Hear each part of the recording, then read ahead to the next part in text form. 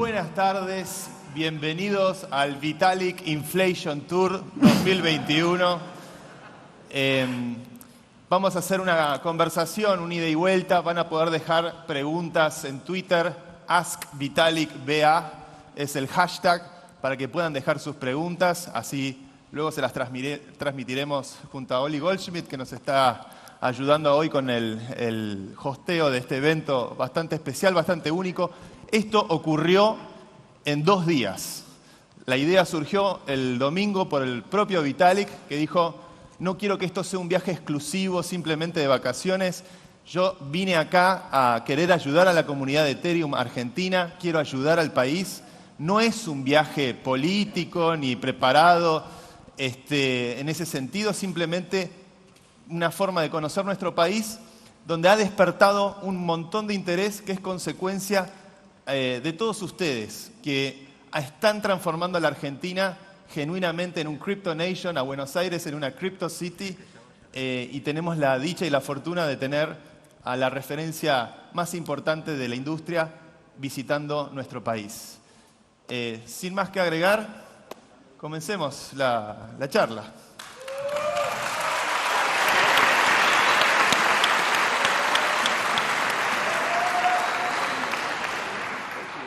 Ready when you are.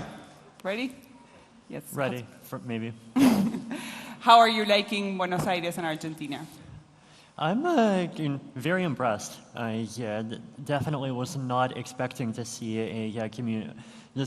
a community of anywhere close to this level of size and energy. Just the number of people here, the number of projects here, the excitement of the people here, and is definitely amazing. It's much more than I've expected, even more than I've seen, I think, pretty much anywhere else in the world so far. So, yeah, no, I think it's...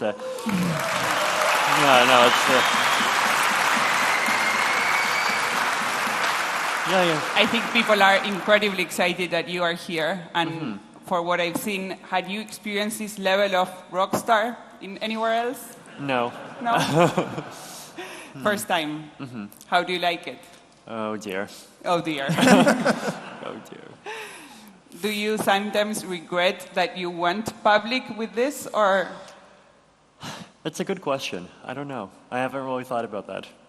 Okay. How would you describe the Argentinians after these very first days that you were hanging out with us? How do I describe Argentina?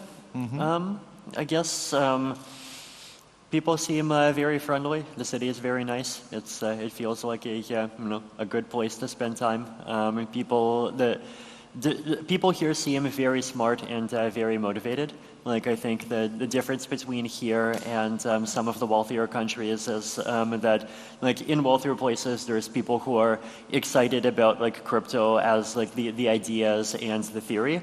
But people here, like, they feel this very kind of genuine excitement that, like they deeply understand that this is something that's solving real problems for them, and very connected to, like, the fact that like, blockchains and cryptocurrency are already providing, like, a lot of value to people here, and like every day, and very easily could provide even more value. So that like that kind of spirit, I think, is something that's just like very refreshing and very exciting to see. Has anything that you knew before from Argentina impressed you in any way? And I think I definitely had an impression before that, like, there were a lot of excellent Ethereum projects, and even projects that were, like, recognized for their value worldwide, were either partially based here or at least had people here, like Kleros. I've been a fan of Kleros for a long time. Part of the Kleros team is here. The Open Zeppelin and the Nomic team, I've been very aware of their work for a long time. Obviously, Proof of Humanity is... like, Proof of Humanity is one of those things that I think is, like, really important. It's, I think, one of the kind of big missing pieces of infrastructure that could really make the Ethereum world a kind of a more inclusive place. I've heard you talk about the onboarding aspect of proof of humanity. Exactly, yes. I think like one of the big benefits that I could see proof of humanity providing in the long term is that like if it provides people the ability to just get like even a little bit of cryptocurrency every month just by putting up a profile, then like that makes blockchain applications much more accessible, right? Like even if it's 25 cents a week, like 25 cents a week is not enough to pay for your food or your healthcare, but it is enough to ensure that you can send a few transactions on a roll-up, right? And so like one of the reasons why like I've noticed some people from, I guess like you could call the more left-leaning decentralization space, like some of them are suspicious of cryptocurrency, is that like cryptocurrency-based applications are not as accessible, right? And like you need to have cryptocurrency to get them. But like if we can just like reduce that barrier, right? So you can just like go ahead and start participating, even if you're not like you don't have money, and even if you're not in a place where you can like get cryptocurrency like, because you don't have exchanges. Like I think that can address that concern quite a bit. So proof of humanity is great. Open Zeppelin is great. Kleros, I remember about 4 years ago I made this post on Reddit saying like, hey, we should have decentralized courts. And then like 1 or 2 years later, like, hey, Kleros, it's a decentralized court. It exists. So Kleros is great. Pope, the proof of attendance protocol, is also great. Yeah. So like all of these lovely things that like people around the world have all known about for a long time. Like they all come out of here. So I think there's just an amazing amount of talent here. And yes, that amazing amount of talent is also combined with a difficult context, to say the least. Yes. So how do you think decentralization could help a country that has a shaken currency? Yeah, one of like the impression I've gotten of Argentina so far is that it's a country that has a low state capacity but very high people capacity, and that's something that I think in some ways might even be the perfect environment for blockchains to make a big impact. Like it's like just the fact that the peso is inflating very quickly, and like people just understands the fact that like they can't they can't hold it for long periods of time. They have to like constantly work with money and like constantly figure out like how to like avoid getting hit by the inflation. Like constantly think how to like juggle between different assets. It's like in environments where people can like see very clearly kind of like what money is, how money works, and one where people I think already are open to new ideas, and like I've definitely already been seeing some signs of like just like lots of people who are just like not so much like restaurants and cafes yet, from what I can tell, but just like regular people in just like various places who already accept crypto as a form of payment, and it's providing value as a medium of exchange and a store of value already. There's people working on like even just all of these like decentralized projects, like going beyond currency, like all of these the DAOs, like NFTs, like all of these things. Like I think people just like understands the value very easily. So I think there's a lot of potential. Though I think like what kinds of applications end up working, I think like I can't even predict it ahead of time. Like I'm terrible at predicting. Like 3 years ago I was on TechCrunch in San Francisco and I told the entire stage that NFTs are overrated. So I think it's ultimately up to the Argentine people to like figure out what applications can succeed and to actually make it happen. Yes. And NFTs, any other prediction that you dare say today? I mean, like I feel like DAOs are like the thing that's finally ready to happen. It's like DAOs are the sort of thing that I think requires some level of like critical mass to be able to get some adoption. We've been seeing, I think at the beginning there were like only a few DAOs, right? Like obviously there was the DAO at the beginning, and that ended up, like that was this kind of experiment that was not thought through very well, like neither on the economics nor on the technology. And people were predicting the economics would break, but the technology broke first. And of course, that led to some problems that we already know about. But since like, over the last like maybe 2 years, we've seen this kind of second generation of DAOs where the economics and the technology are like, thought through much more.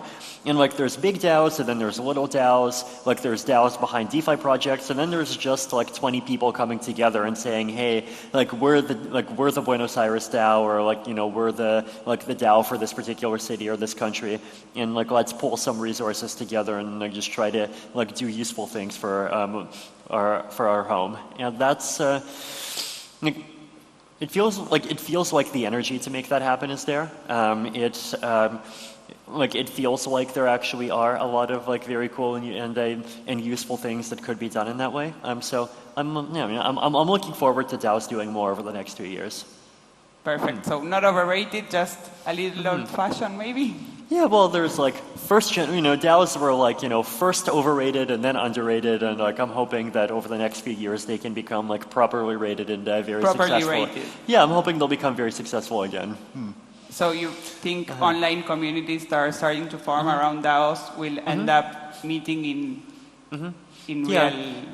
I feel like the kinds of like formats of cooperation that are emerging naturally over the internet, like they're outpacing formal structures very quickly already. But like even just one example within the Ethereum Foundation, like if we want to like do research around like improvements to the Ethereum protocol or improvements to zero knowledge proofs, improvements to VDFs, like any kind of cryptography, any kind of math, like what happens is like people just form a Telegram group, like 5 people from the Ethereum Foundation come in, like 2 people from Starkware come in, some people from Aztec come in, like some academics come in, and like people don't even really care about the formal structure because like I think people subconsciously know that like the formal structure is stupid anyway. Like they're just like what matters is like getting the people in and like actually like, you know, doing the cooperation that needs to happen. It's this kind of very flash organization style, and then like the great things end up happening, right?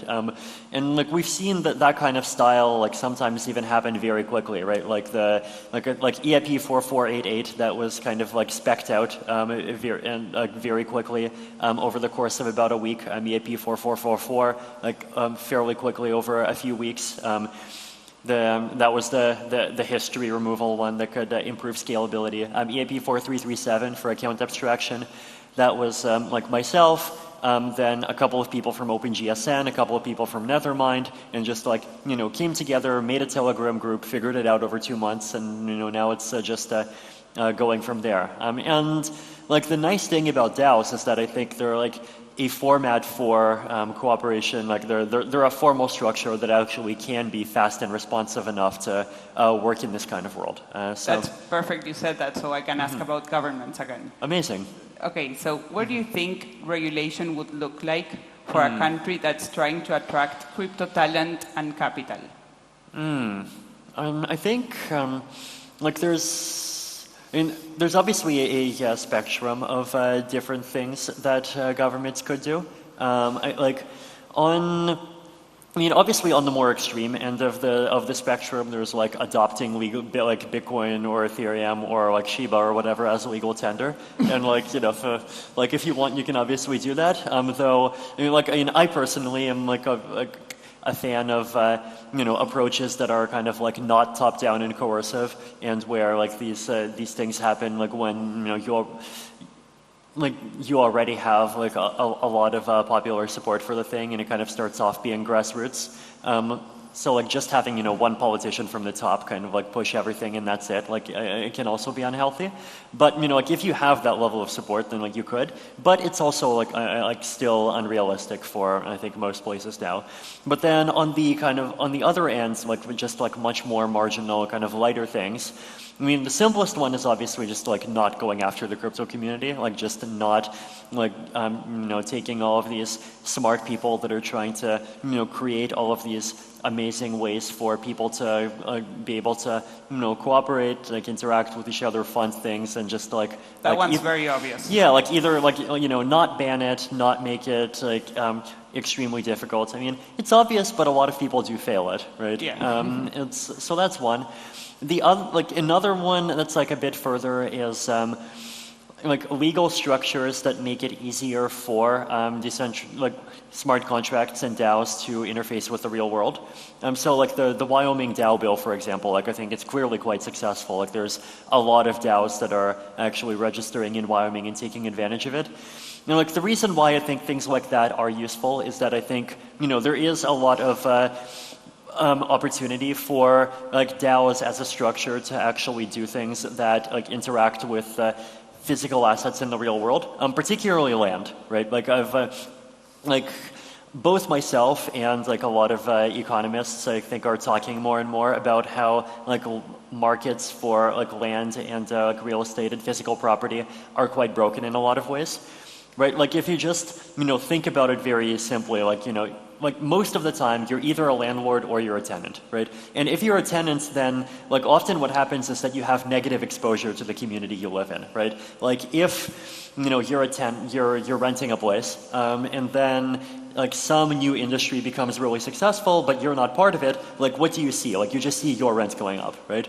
And like that leads to people like often even understandably, but like very unfortunately, like even hating people that are trying to like bring cool and successful things into places. So trying to like, things like fractional ownership, I think, actually can fix that problem, right? Like if you, instead of like having this binary, you either have one place or you have zero places, like let people build up ownership over time, even like have collective ownership. If you have like DAOs governing apartment buildings, then you could even have like, quadratic voting or some kind of governance over common areas. And, if and a person could even start like renting and then kind of like buy in and get more and more shares of fractional ownership over time. So I think ideas like that, like they could be really good, right? I think there's a lot of room for experimentation there, but for that experimentation to be possible, like there has to be, the legal environment that that makes it easy, right? Like the legal environment that makes it possible for people to do this without every project having to have like a $30,000 legal bill. Yeah, so that's another one. A third one is just like making it easy for people to come.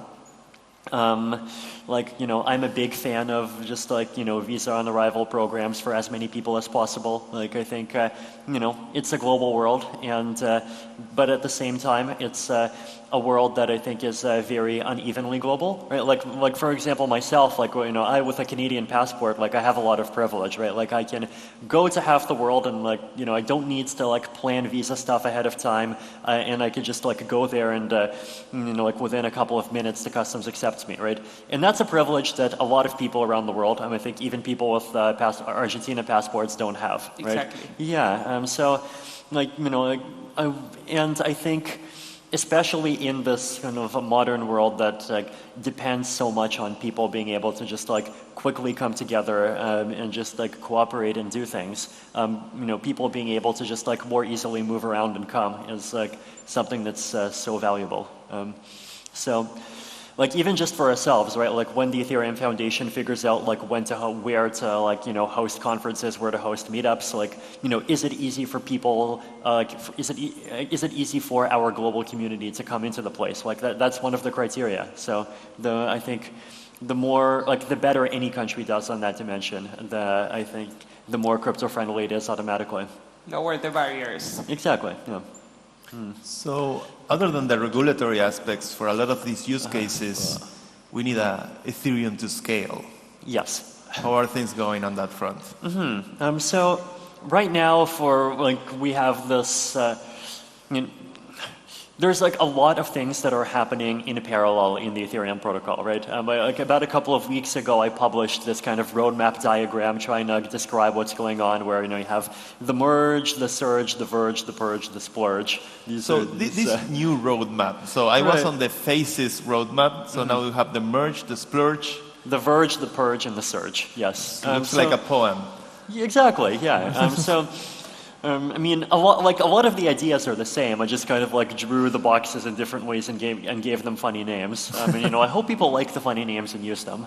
But like the merge, obviously proof of stake. I think we all I love proof of stake. Well, okay. I should say there are important things that do get lost with the switch to proof of stake, right? Like there's, like I think even if you look at like the early stages of mining, right, with proof of work, like Bitcoin from 2009 to 2012, it was this like very democratic thing. Anyone with a computer could just like go and get Bitcoin, right? And I think like if that did not exist, Bitcoin would not have succeeded, right? And like with Ethereum too, I think the 6 years of mining that we've had so far, like in terms of just opening up the supply more and letting more people get ETH, I think it's done a lot of good.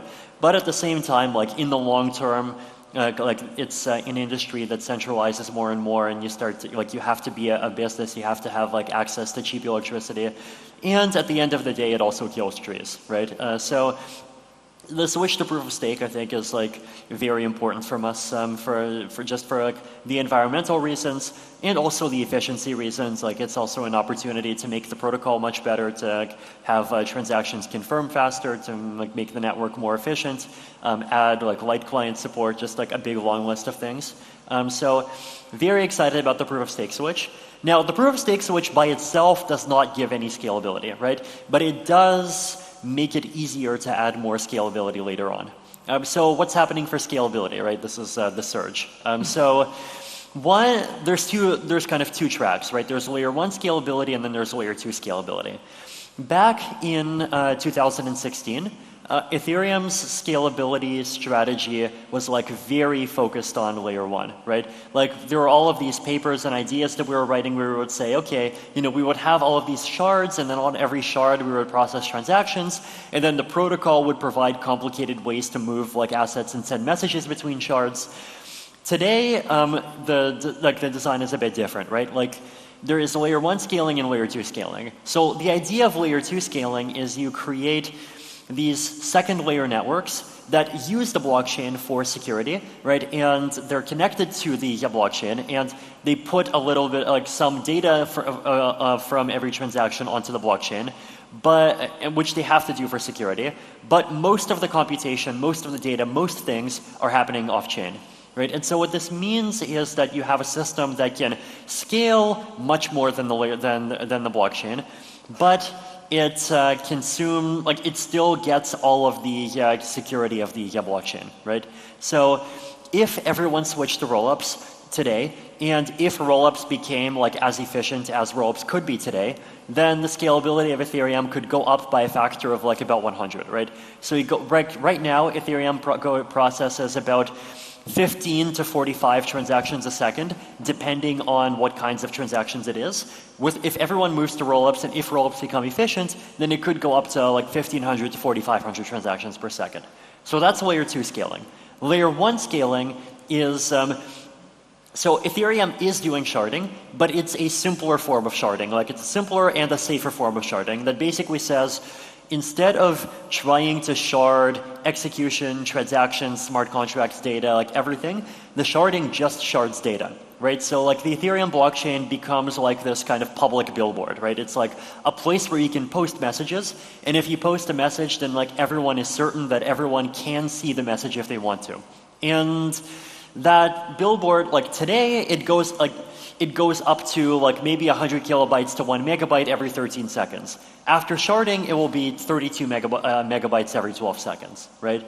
So there will be much more space, and rollups that use the layer 1 will have much more space to use. And so if you have layer 1 scaling and layer 2 scaling, they combine together, right? So today, 15 to 45 TPS, layer 1 scaling, 1,500 to 4,500, or sorry, layer 2 scaling, 1,500 to 4,500, layer 2 and layer 1 scaling together, like maybe 30,000 to 100,000 transactions, and then as computers get better, it can go like even higher over time. So the future of Ethereum scaling is bright, and I think the amazing thing that has been happening over the last couple of months is that like rollups are not just the future, right? Rollups are the present. Like today, you can go and you can move your assets to Optimism. You can do things on Optimism. You can move your assets to Arbitrum. You can do things on Arbitrum. You can move assets between Optimism and Arbitrum. You can do a lot of things inside of Starknet.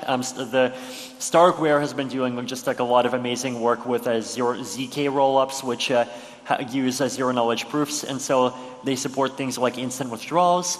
So there's like Starknet is something where the alpha just like launched, I think, a couple of weeks ago. ZK Sync has also been around. It's like very programmable. Loopring has existed for a year, and I think they're starting to like think and work on like kind of turning into a fully featured, EVM at some point soon. Polygon, today it's still a kind of like a trusted sidechain, but like they like bought the Hermes team, which is an amazing decision by them. Very happy that they they listened to the community feedback, they listened to the community that like wanted something that has a stronger trust guarantees, and now they're working on ZK rollups. So there's all of these amazing projects that are happening, and there's many more that I'm sure I even forgot to mention. Like there's just so many of these new teams, and like a lot of them, like they have things that you can go and use, right? Like I just moved 1 ETH over to Optimism, through Hop a few days ago just to see how easy it is, and it's like not that hard. So I think. Were you stressed anyways, or no? No, I don't think stress. I was stressed. No. So I think like the user experience is only going to improve, and like developers now can actually like start to see what the experience of layer 2 centric Ethereum will look like, and I think it will only get better from here. Well, let's say we're in this future where we have 100,000 TPS. Obviously, during the first years of Ethereum, the use cases have been mostly financially oriented, like DeFi, because they had to be profitable contracts. But now that we have that kind of bandwidth, what new use cases beyond DeFi will emerge? What uses of Ethereum do you expect in a world where gas is cheap, bandwidth is pretty big? I mean, I'm hoping that ENS is going to get used much more. I think ENS has been still the most successful non-financial Ethereum application so far. I mean, for those who don't know, ENS is the Ethereum name system. Like what it is, it's basically a kind of decentralized phone book, right? So basically, like anyone can go and register a name. So for example, I have Vitalik.eth, and there is a smart contract on Ethereum that stores a mapping that Vitalik.eth points to 0xD8DA blah, blah, blah, blah, right? Like my Ethereum address. And so if you go in like any Ethereum wallet, like MetaMask supports this, Brave supports this, like I think all of the big Ethereum wallets support this. Like if you want to send me money, which by the way you shouldn't, then yeah, like if you want to create a dog coin and advertise it as having my support, even though I don't actually support it and I've never heard of it, then you can type in Vitalik.eth and then type in how many trillions of dog coins you want to send, and then you click send, right? Like you don't even have to copy paste my address. So that happened to you recently? I guess, yeah. I mean, but please don't do that, right?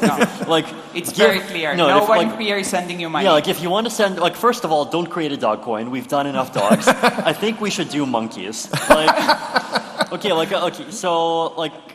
If anyone here has been to Singapore, the Singaporean monkeys are incredibly cute, right?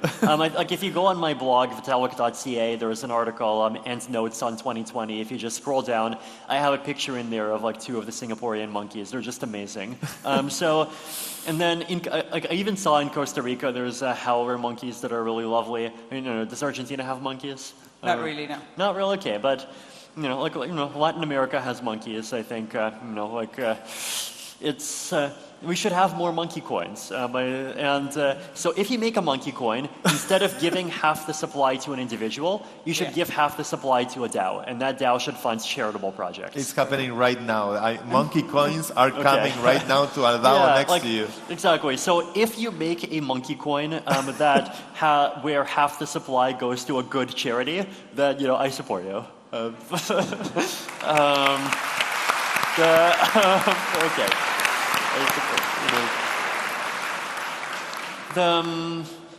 Okay. So we were talking about ENS, right? ENS, right? Yeah. So ENS, I think, is an amazing Ethereum application. A lot of people use it. I even moved my blog over to I use ENS and IPFS, right? Because my blog is stored on a centralized server, but the problem now is that so many people try to click on it and access it that whenever I post a new article on Twitter, the server just gets DOSed and nobody can actually read the article for at least a few hours. And about that, your last article on your blog post was published while you were here, right? Yes.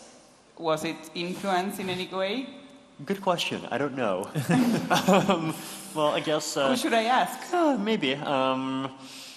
Is crypto a bulldozer? I mean, in some ways it is, and I hope it can be a very positive one. So what I do now is I upload my blog to IPFS, which is basically a decentralized network that just stores files, and then you take the hash of the root of the directory on IPFS, and then you upload that to ENS. And so now, if you access vitalik.eth through a browser that supports it, then it asks Ethereum hey, what hash is vitalik.eth registered with, and then you see the hash, and then it asks IPFS, what are the files that are connected to that hash, and you just download it, and it's fully decentralized, scalable. Well, okay, today I think it's still most of them still go through centralized gateways, but we're fixing that, right? With proof of stake, we're fixing that. We're fixing some of that, right? Because with proof of stake, we're going to have much better light clients. And so hopefully we can get rid of Infura centralization, right? Wallets are not going to have to dock to Infura. Wallets can talk to a whole bunch of light client servers, and they can actually verify the branches, they can verify the blocks, and we can have something that's much more decentralized and secure. So if you're a wallet developer, please proof of stake, merge, we can have much more decentralized wallets. Let's do it. Let's get the ecosystem off of Infura centralization. By the way, did you know that the Infura logo looks very similar to the Chinese character for king? I just I don't know. The metaphor. I just find it so funny. No. I know they're great people. I really appreciate their work for making Ethereum more usable. But I think 2022 we can make Ethereum decentralized and usable. Let's do it. What is your fear? We've seen recently action from some governments against proof of work chains. Yes. Against miners specifically in China. Suddenly a lot of miners have to find new jurisdictions. In Venezuela, the government surreptitiously took over a lot of mining facilities. What is the risk with proof of stake where if a government wants to take hostile action against the network? What's your fear? I actually think proof of stake is much more censorship resistant than proof of work. This is one of the benefits that people don't talk about enough, right? People focus on being more efficient and not killing the environment, which is all true, but and very important.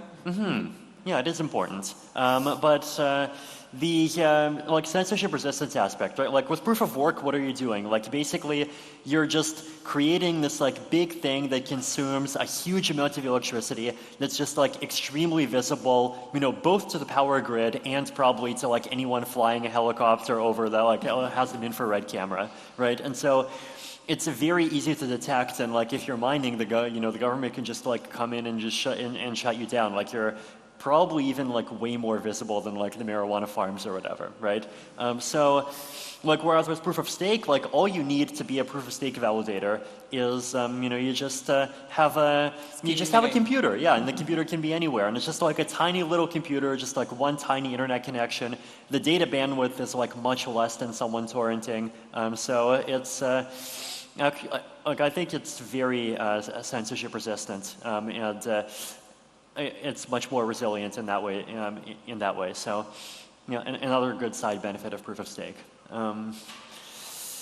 What else? Yeah, so that's proof of stake, right? Lots of benefits. We talked about scaling. Lots of benefits. I don't know. Do we want to talk about the Verge? I know it's kind of technical, Verkle trees.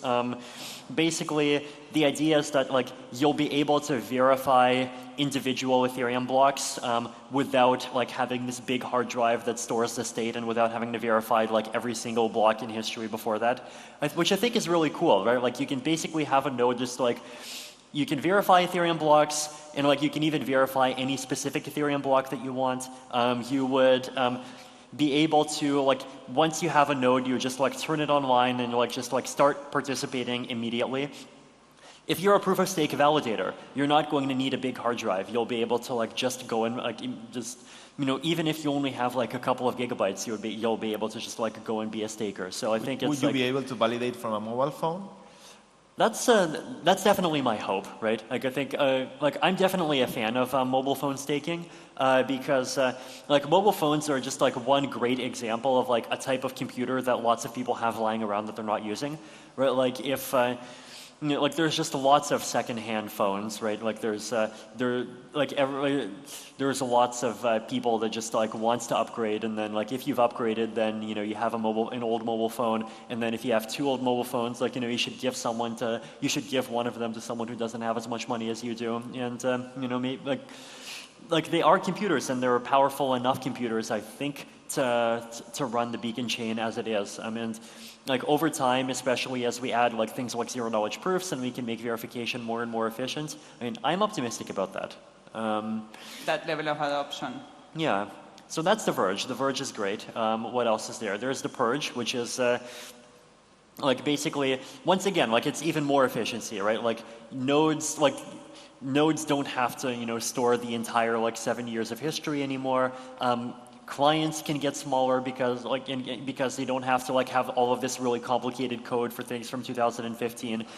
So just like all of these different things that we're doing to try to make the Ethereum protocol kind of like get lighter, become simpler, become safer over time. Like I think like a lot of people sometimes, like I mean, even especially sometimes from the Bitcoin side, criticize Ethereum for being this kind of like big bulky thing where, you know, it's hard to run a node, the code is really complicated and all of these things. But like there's all of these different things that are on the roadmap that are all about reducing that problem over time, right? Like there's like Virtual trees reduce that problem a lot. The history pruning reduces that problem by a lot. Even like the layer 2 scaling strategy, right? Like it reduces that problem by a lot. So I think like my personal hope is that I think over the next 5 years, like Ethereum is going to get significantly lighter as a blockchain, and I think like it's really important, right? I think like today there's a lot of projects that try to kind of sacrifice decentralization for short-term scaling, and like I totally get why people are using those projects, right? Like because you know people want like to be on platforms where they can like use them and like where sending a transaction doesn't take like 2 weeks' salary, which is like very fair. But I think you know there is this roadmap. Layer 2 protocols exist already. Layer 2 protocols are like much better than they were 1 month ago, and they'll be even better 3 months from now, and they'll be even better 6 months from now. You know, we're going to have a future where we will have scalability, and at the same time, like I think the Ethereum community as a whole like does really cherish decentralization. Like if you just like look at the hard work that's being done by all the client teams, if you look at the hard work that's being done by all these layer 2 teams, like everyone really values this, and I think you know people do see I think the same future that I see, where over the next 5 years, like the protocols are going to be one that's like much easier to participate in, like despite being much more scalable than even what we see today. So one of the challenges, other than the technical aspects, is the community and the leadership in these protocols. How do you lead yourself, the Ethereum community? What do you think are valuable lessons that you as a leader of the community, like good practices and a good culture that should be instilled into many of these projects and many of these ideas? So I guess like my view on leadership and decentralization is that like to me decentralization is not an absence of leadership, right?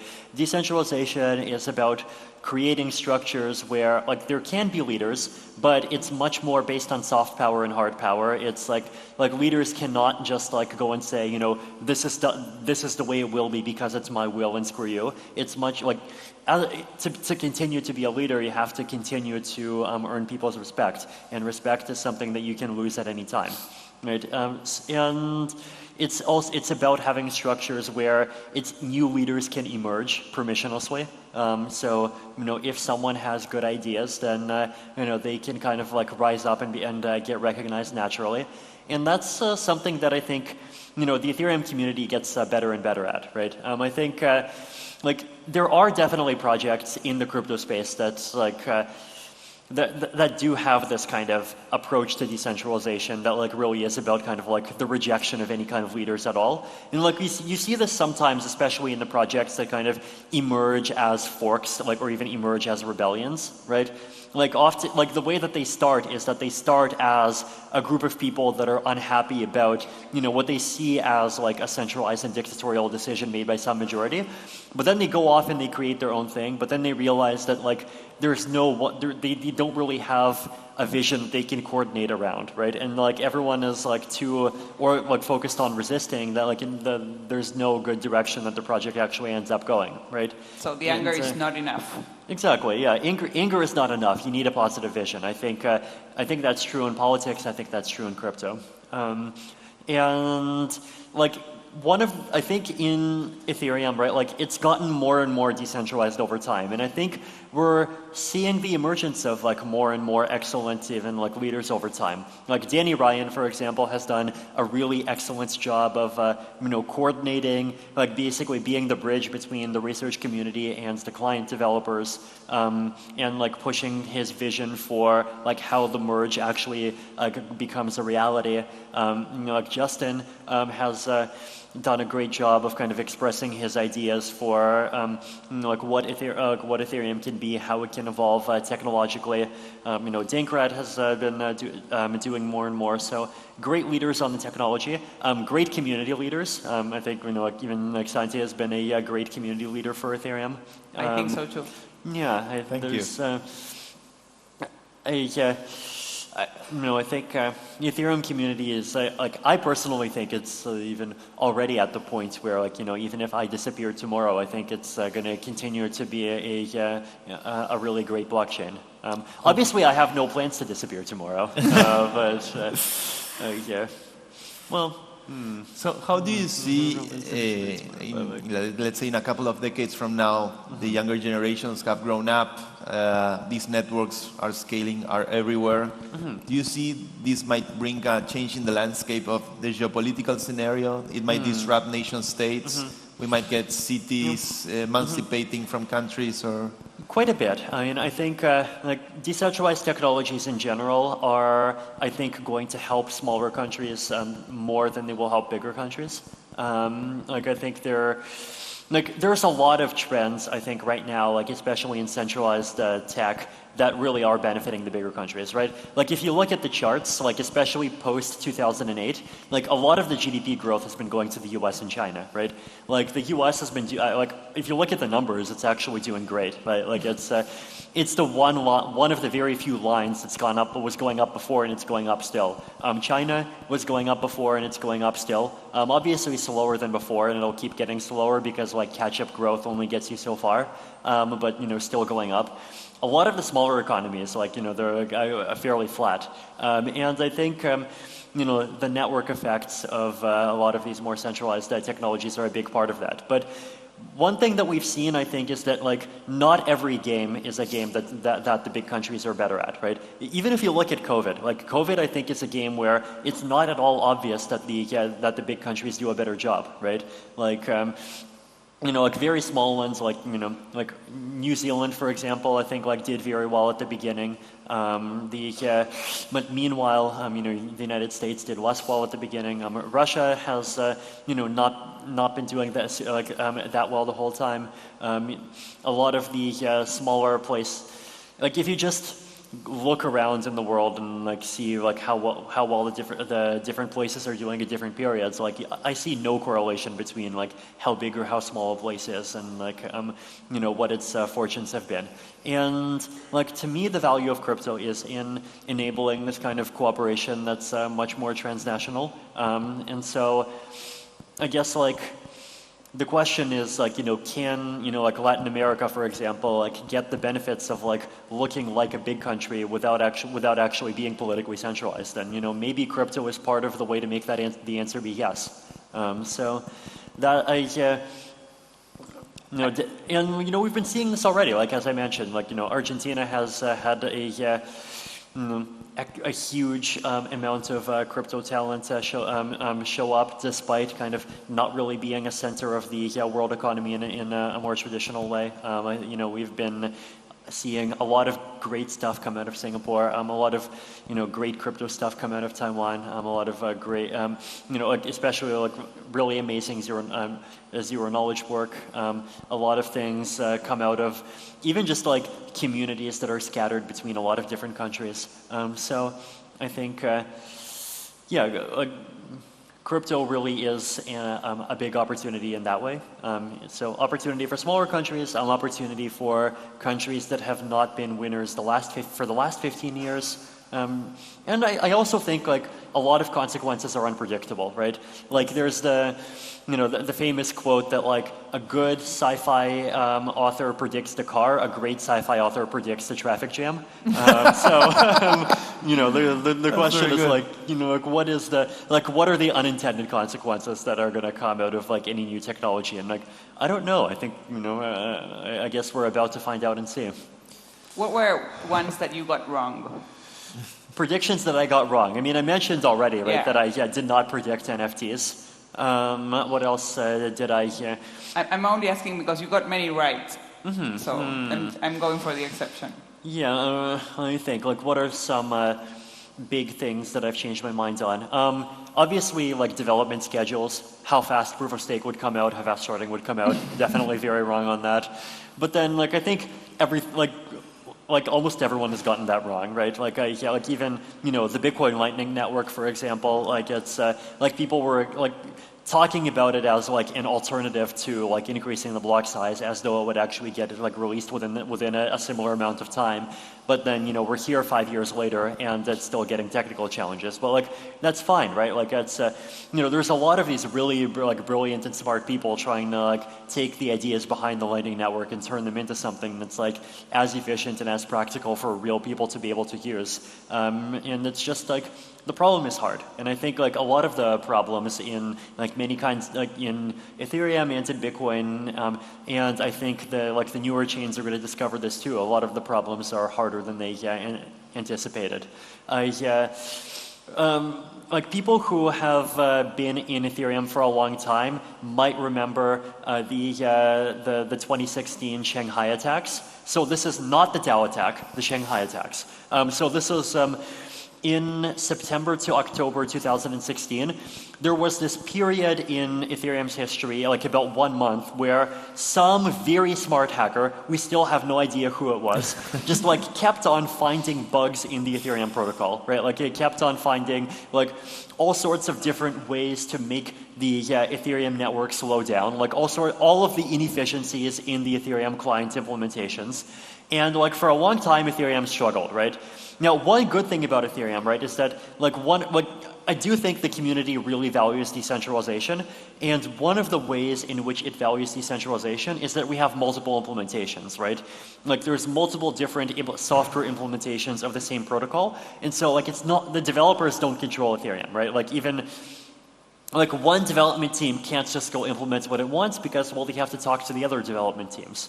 And at the time in 2016, we had 2 implementations. There were Geth and Parity. I mean, today we have Geth, Nethermind, Teku, and Aragon, right? And then also for the consensus layer clients, there's Prism and Lighthouse and Nimbus. And Lodestar more and more. But at the time we had 2. And the attacker was not able to break both clients at the same time, right? Sometimes the attacker would be able to find some attack that would break the way the Geth client does things, but then Parity would keep working. Sometimes the attacker would find things that Parity could not handle, but Geth would keep working. And so the power users, they would just run both and they would just switch from one to the other, right? But the Ethereum network still had this period of 1 month where we just it was this constant ongoing cyber war where, almost any minute, the attacker would just come up with some new attack and then, oops, the chain is really slow again, we have to make a fix. And it would be this big back and forth. Eventually, we even have to do a hard fork. The attacker eventually did find a bug in the actual protocol, but only one. It was the like making lots of self-destructs happen very cheaply. But then after that, like eventually we won. And so, you know, any new chain that exists, like eventually they're going to get their Shanghai attacker. And you know, are they going to be able to handle their equivalent of a Shanghai attacker? We're going to see. So maybe you can tell them how you've managed to do it. You should give some advice to the Solana folks. I mean, like obviously, like make sure like to do a good job of figuring out like how the gas pricing works, right? Like a lot of people don't do gas pricing well. It's a hard problem. I don't know. I mean, like the simplest hack is to just copy the EVM and then find some like wrappers to parallelize it, right? There are actually some good ideas on how to parallelize the EVM. Like there's EIP 648, which is like, I think it was called easy parallelizability. It was my proposal for how to turn the EVM into something multi-core. Like I've talked to the Optimism people about this and they're excited about trying to implement it. I mean, I think Arbitrum people might be as well.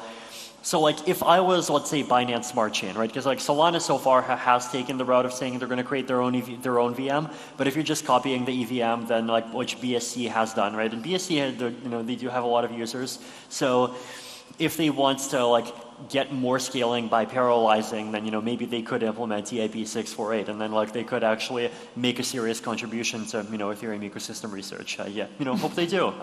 Open invitation. So. Yeah, no, like this, they're like scaling tricks are definitely this kind of really fascinating and tough challenge, and I'm looking forward to seeing, you know, both how these like other layer 1 chains and also how the layer 2s and like the Ethereum rollup family manage to solve them over the next couple of years. It will be really fun. So beyond the crypto and Ethereum, I heard that, for example, you have an interest in life extension technologies. Yeah. Like what areas of tech are you looking into, and why you have interest in those areas?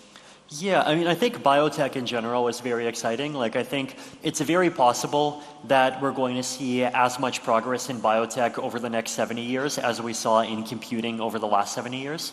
Right? Like if you think about computing over the last 70 years, like in 1950, you know, like we had these big computers, like I think we had the ENIAC for the first time, and even in the 1960s, like we had these big computers that were like the size of a room, and the science fiction of the time, you know, it was predicting that everyone would have flying cars, we would be going to Alpha Centauri, and like we would have, you know, like these machines that would make magic food for everyone, but the computers would still be as big as a room. What happens in reality? We don't have the flying cars yet, though that might be changing soon. You know, we're not in Alpha Centauri yet, but you know, the computers are tiny. You know, but like, you know, and the computers are so much more, even more powerful than what the sci-fi was predicting. So, like, what is the equivalent of like ENIAC to a modern smartphone for biology? And I think the equivalent is like going from where biology is today, which is already amazing, right? Like if you look at like just how quickly the COVID vaccines managed to be developed, like I think it's like a massive testament to human ingenuity, right? Like the vaccines, like basically, like it went from the viruses being sequenced to people figuring out what the vaccine would look like, you know, within a few days to a few weeks. Like the only reasons I think we did not have vaccines like half a year before we actually did are like procedural reasons, right? Like basically, people are much more afraid of negative consequences as a result of action than they are of negative consequences as a result of inaction, right? Because if there's negative consequences because of inaction, like who do you blame, right? So I think like it's only because of human problems that like, you know, we didn't just like already have everyone vaccinated by the end of 2020. So the state of that technology is amazing today, but like what would that be, that plus 70 years? Like I'm already reading articles that say like, oh, there's like some Japanese team that's developing vaccines against senescent cells. Senescent cells are like this one, basically what happens is that like cells, like have problems in them. And normally when a cell has a problem, like it commits suicide, right? Like the fancy biology term for this is apoptosis, like the cell just blows up. But sometimes the cell breaks in such a way that like even the mechanism for the cell apoptosizing also breaks. And so they just kind of sit there and the cell just kind of keeps, you know, spewing poisons in your body. And there's like this theory that this is one of the major mechanisms for how aging happens. Like there's just more and more senescent cells and they keep like spreading junk in our bodies and this like causes things to degrade. Not the only mechanism, but one of them, right? And like apparently this team has like a vaccine that might be able to like do something against these cells. And they're not the only project, right? Like there's even like studies that are looking at the question of like, you know, if you just like basically like replace a big chunk of like people's blood with like basically water and protein once every year, right? Like, you know, would that by itself be enough to get rid of the senescent cells? There's even studies that show that like, you know, is donating your blood once a year like enough to have some impact? So a lot of studies, a lot of research, both kind of like very low-tech things and like trying to figure out if it works and also very high-tech things.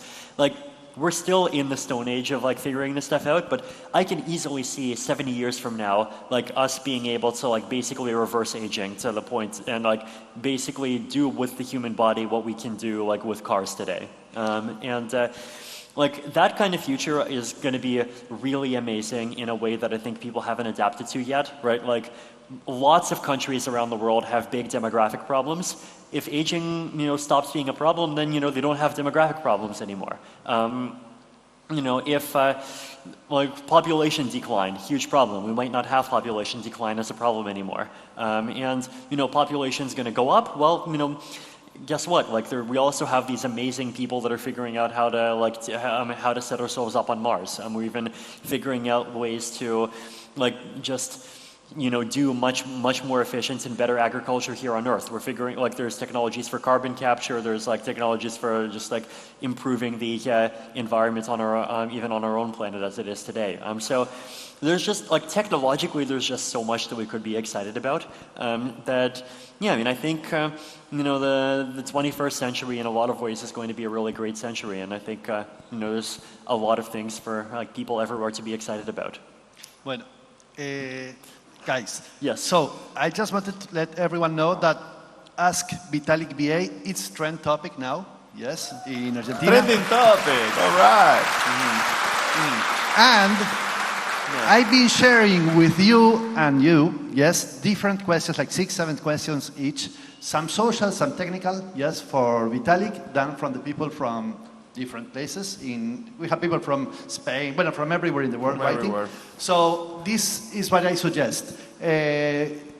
Olivia, if you want to do one of them question, you can do it, but start reading and choosing which ones you want to answer. Perfect. Okay. Thank you. Here's one. What do you think, which is the best role politics should take towards crypto adoption? I feel like I've talked quite a bit about that already, right? Okay, let's go to the next one. Sure. Is there a scenario in which you would say Ethereum failed? I think if Ethereum fails to scale, then Ethereum definitely fails. If Ethereum succeeds at scaling, but it turns into something that's very centralized, then I think it's also failed. If Ethereum succeeds at scaling and at being decentralized as a blockchain, but nothing interesting gets built on top of it and no one actually like gets value from it, then it also fails. So those are all risks, and I think you know, those are definitely things that we really need to like try hard to guard against. But I think there's a lot of people who are like in the community who are very dedicated and who are trying hard to guard against all of those things. So I'm optimistic. Sorry. Do you think that ETH might end, this is not even about the flippening, might end the dominance of BTC or like make BTC obsolete? I feel like what's happening with cryptocurrencies is that like it's one of the reasons why it's hard for any of them is to go to zero is that like they get really dedicated communities, right? Like these aren't just products, like these are ecosystems around communities that have values. Like if you talk to Ethereum people and if you talk to Bitcoin people, like the things that they talk about, the things that they care about, you know, the ideas that they have about technology, the ideas that they have about politics, about society, like a lot of them are very different, right? Like you know, like if I went on a Bitcoin stage and I talked about how much I love the vaccines, I'm sure people would like throw things at me. But maybe in some places, maybe not everywhere. So like just because of that, I think you know, like Bitcoin is not going to go away. Like even if, you know, Ethereum scales, even if everything I say about like it becoming more decentralized turns out to be true, look, there is gonna be this big like group of people that still is gonna love and stay with Bitcoin because it's like Bitcoin is Bitcoin, and Bitcoin is the people that they love and that they've grown up with. So I think up with, that's a harsh one. Like, yeah, no, it's. I really do think that, you know, both Bitcoin and Ethereum have enough people that are kind of like very, you know, just like dedicated with their lives to it to that extent that it's you know, neither of them are going to disappear. You know, these really are digital nations in that way. Another one. What's your opinion about NFTs, communities, and projects in art and gaming? I mean, I'm very happy to see that you know, NFTs are just are so successful among artists. Like I think you know, like art is it is a public good. It's something that provides value to a lot of people, but it's something that can be very difficult to find business models for directly. And the fact that NFTs are coming to exist as a business model, I think, is something really amazing. It's like I'm definitely happy to see just like there being more models for funding things. So that's like the good side, right? And like what I'm hoping for now, I think, is to try to like, one is I think like you can't declare victory until you've survived at least one like full market cycle, right? Like NFTs so far, like they, you know, this has been a bull cycle, and NFTs have done well, but we have not seen a bear cycle yet. Yes. Are NFTs going to survive a bear cycle? You know, are any of like, are, you know, the crypto punks and the opti punks and like all of the, you know, the loot and the ether orcs and all of this stuff, like, are they going to go to 0 3 years from now? Like, or, you know, the next time that, like, you know, Bitcoin or ETH go down by 80%, which, you know, nobody knows where they start from, but, you know, people have to be prepared that like, wherever the bear market starts from, you know, there is going to be a bear, and everyone should be, like, psychologically prepared for that. You know, are the NFTs going to drop by 50% or 80% or 99%? We don't know yet. I think, like, until NFTs as a thing have survived a full cycle, like, I think it's important for us to kind of not declare victory with NFTs yet, right? Because, like, ICOs were a bubble. Lots of ICOs ended up failing. Are NFTs going to last? We'll see. But I think part of the solution to NFTs lasting, like part of the way in which NFTs can become something that lasts, is if we start seeing NFTs that have more functionality attached. If we start seeing NFTs that are not just about like buying and bragging, but NFTs that are like about like, oh, I have this thing and I can use this thing to do things. Like this is a virtual item and it has some value in this kind of virtual, you know, decentralized metaverse that we're all co-creating. Like, if we can come up with something like that, then, like, that's an NFT that I think could have very meaningful long-term value. So, like, is that art? Is that a game? I don't know. Like, I think, you know, the categories are all merging, right? Yes. Like, yeah, like, I don't. Entertainment, information. Yeah, but, you know, it'll all come together, and I think like what's the combination that can actually succeed and that actually can provide sustainable value to people? I think we're going to find out. You mean uses besides like something that good for the community that owns them? Yeah. This one in Spanish. Oh. ¿Qué preferís, tacos o asado? Tacos. Con tenedores duros. Hard forks. Oh, hard forks. Sí, tenedores duros. Here's a question from the audience. I was wondering about what you think about the implications of decentralization of illegal activities. Interesting. I guess, like, it depends what kind of illegal activities. I mean, I think, you know, for as long as there have been rules, there have been people breaking the rules. But there's obviously some illegal activities that are, like, actually totally fine, and then there's some illegal activities that are harmful, and there's some that don't really need decentralization, but there's also some that do need decentralization, or that at least do benefit quite a bit from decentralization. I think ultimately we can't solve every problem, right? And there has never been an age in human history without problems. But there are things that we as a community can do to try to mitigate at least some of them.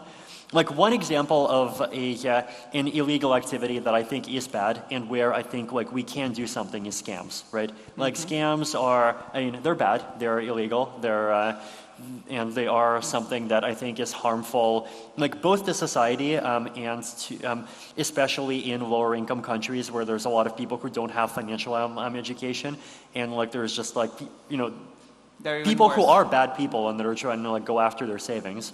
And we as a community, I think, could make an impact by trying to like do more in like both warning people about the scams, even like people who make things like wallets, like people who make the gateways that people use to access the crypto world. Like they could do more in trying to like be very quick and proactive in like detecting what the scams are, and like like if people end up like going into them without realizing it, then like actually stopping them. So you think that level of control is going to come from inside the crypto community? I think like obviously if it doesn't come from the crypto community, it'll come from governments. But if it comes from governments, then like we know, like as I said, right, like Argentina, low state capacity, high people capacity, and like that's I think it's even, that might be our best slogan yet. Yeah, it's true of a lot of places, right? So like the government solution, if it has to come to that, like will be very ham-fisted. It's going to end up destroying a lot of good things. Like we even saw this with ICO, right? Like we even the government is tampering with the mic. We even saw this with ICOs, right? Like I think, like ICOs, like they caused a lot of problems, but also like a lot of very beautiful things came out of ICOs. Like just one personal example of like I think something very beautiful that came out of ICOs is that like there's a lot of projects that had big US communities and big Chinese communities, right? Like and there were projects that were really global and like really like that actually did manage to like stretch across barriers where institutional cooperation is like very difficult, especially in the modern environments, right? And like the only way that could happen is that it's grassroots to grassroots, and like you have projects and you have people on both sides, even on all sides, that saw the ICO and that bought in and that became part of that community. A lot of the more modern and these more centralized projects, they end up getting VC funding, right? And the problem with VC funding is that like it's a format that naturally like pushes you toward getting your support from the same group of people who all know each other, right? Because like getting funding from VCs like it requires talking to people, and you're going to talk to people who you trust. Like you have to have the trust in the relationship, and so you're going to go for what is familiar, right? And what the result is that there's just a lot of projects where the initial coin holder base is like very US centric. And like I'm a very big, I'm a believer in this kind, like in the idea that like the crypto space is global. And I think, it's like, I think if you are going to be pro-freedom, then you have to be globalist to some extent, right? Like, you have to be something that's not centered around one country. Like you have to be about like people from anywhere around the world, like being able to actually participating. And that's something that I think Bitcoin did very well. I think that's something that Ethereum also did well. But if a project has a centralized beginning, then like it's very difficult for it to actually like kind of break out of that box, right? And I think like the reason why projects now are going for VCs instead of ICOs, a lot of it is regulation, right? Now, I do think that we have a rounds 2, right? And the rounds 2 for a kind of decentralized launch is DAOs, right? There are a lot of projects that are even launching as DAOs. There's projects that are turning themselves into DAOs very quickly. And like that's beautiful, right? And I think that actually is a chance for us to kind of go back to projects that do have this kind of decentralized community-driven beginning. But it's a place where, we have a responsibility to make sure that goes well. We have a responsibility to promote norms that make sure that this happens well. We have a responsibility to kind of set up the tools so that people know what they're getting into, to promote structures that are, difficult for scammers to take advantage of, and like, either we can do a good job of all of these things, or we can do a bad job of all of these things, and 5 years from now the space goes back to centralization. So, which one is it going to be? I think, we as a community have that choice. How do you see, I promise this is a question from the audience, but how do you see Ethereum disrupting social media through things like proof of humanity and all of these things that can help bring accountability? I think social media is one of those places that's like very ripe for like new and innovative ideas in mechanism design, because like the problem with like social media is a mechanism design problem, right? Because it's a problem, like it's a place where like the whole thing survives because of inputs that are provided by its users, right? Like without its users, a social media platform is nothing. But then it's also an environment where like you have to really make sure that you're encouraging users to do the right things and discouraging them from doing the wrong things, right? Like if you look at even just Twitter, for example, right? Like it's a platform that's just there is a lot of good that can come out of it. There's a lot of good friends that I've made from Twitter conversations, but at the same time, it's an environment where it just easily encourages this kind of like very, moralistic, righteous, just like everyone yelling at each other. And it's like, that's not good for nuanced discussion. That's not good for kind of positive sum discourse.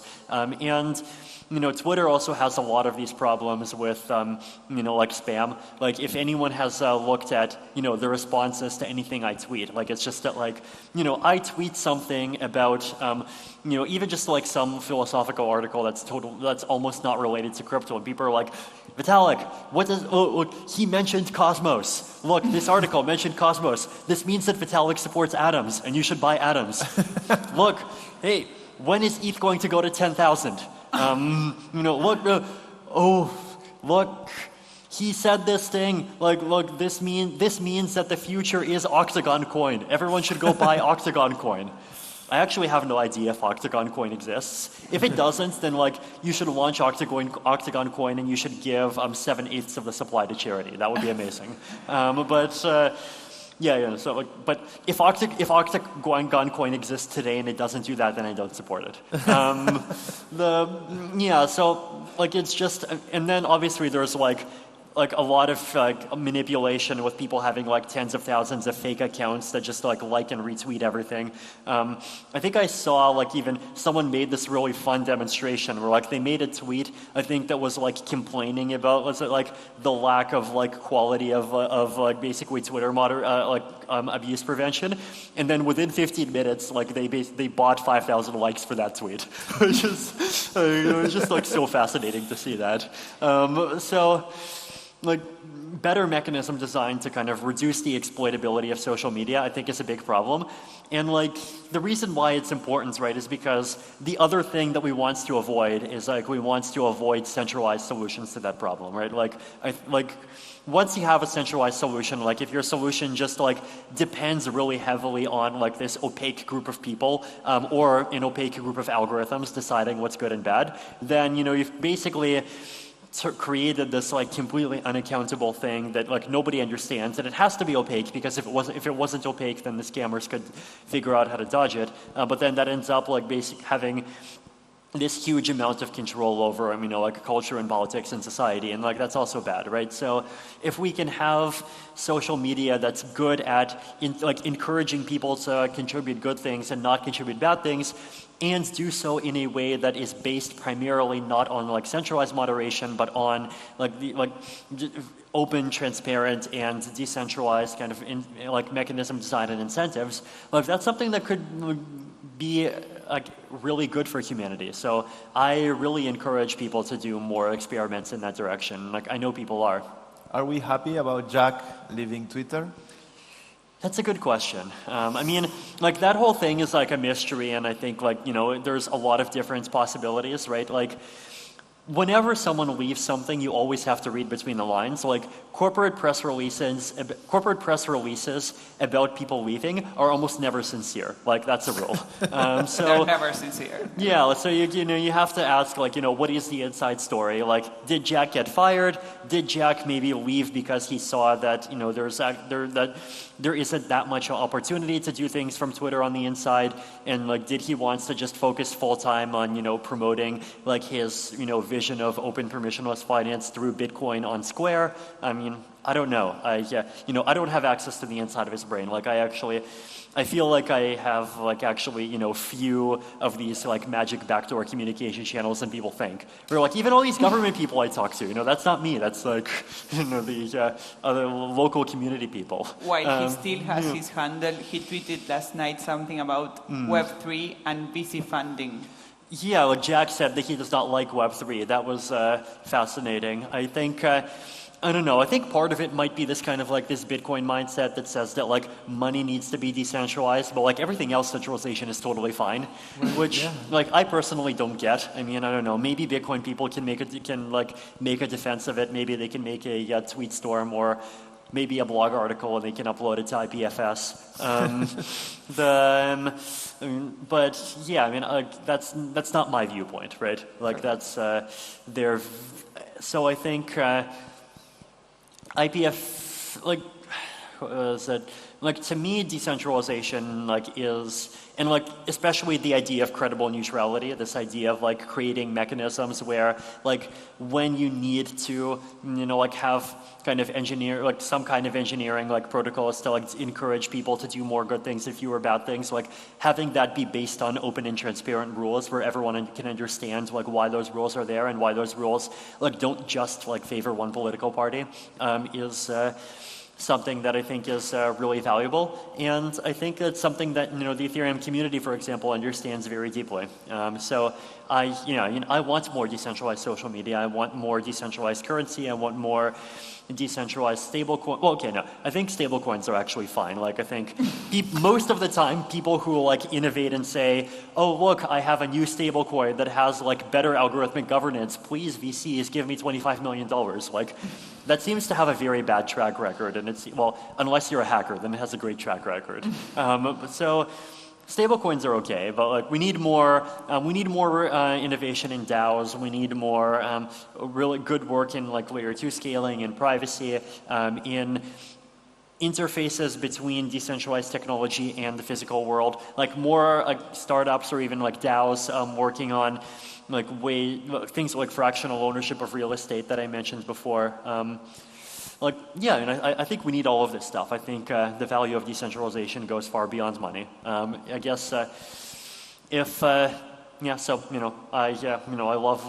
cryptocurrency. I love Web3. I love blockchains. I love zero knowledge proofs. I think do I love distributed ledger technology?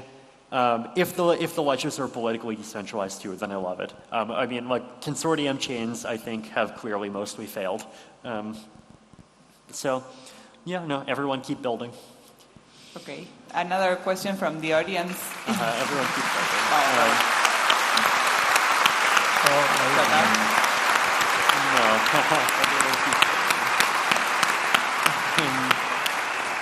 The last question from the audience: what advice would you give to a young 18-year-old, dreaming about the future today? I think the world is open to you. I think it's we're entering this point where like there's a lot of like elements of the old order that are collapsing, and that's true in technology. It's true in politics. It's true in economics. But at the same time, we're at a place where we're not really sure what the things that replace it are going to look like, and it's part of your choice. It is your opportunity and your responsibility to like be part of figuring out what that solution is and helping to build it. The world is open. It's like blockchains in particular are a space that is I think still very accessible. There's a lot of different communities. You can go in and like participate, try to build something, talk to people locally, go online, join the Discords, join the Telegrams, and like try to figure out and see if there's something out of this space where that you can be part of, and something great that you can make. Vitalik. I think a big thank you is in order from all of us to you. I think so that thank you very much for coming here. It means a lot.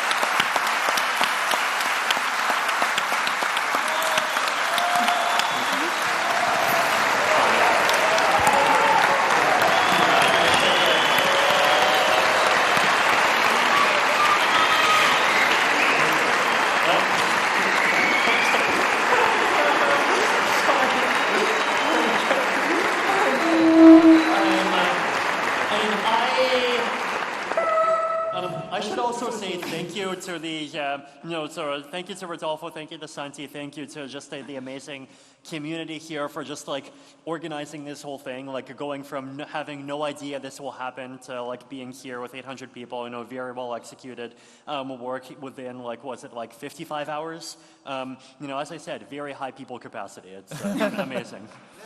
Very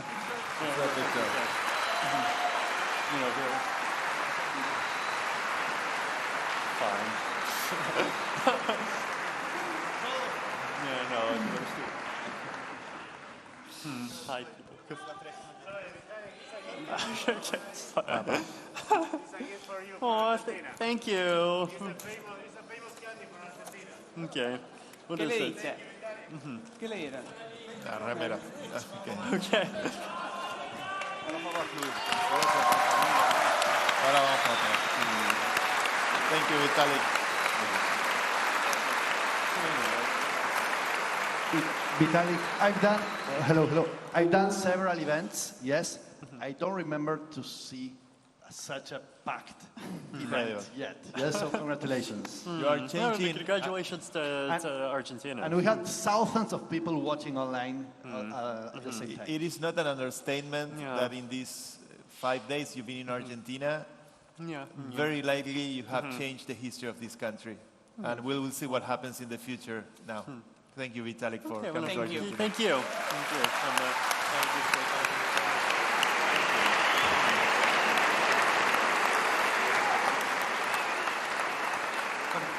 This is not a commitment. I just hope you are able to come back to Argentina soon, yes? And if you plan, come back on December next year, because we're doing LABITCONF here, so... Okay, we'll keep that in mind.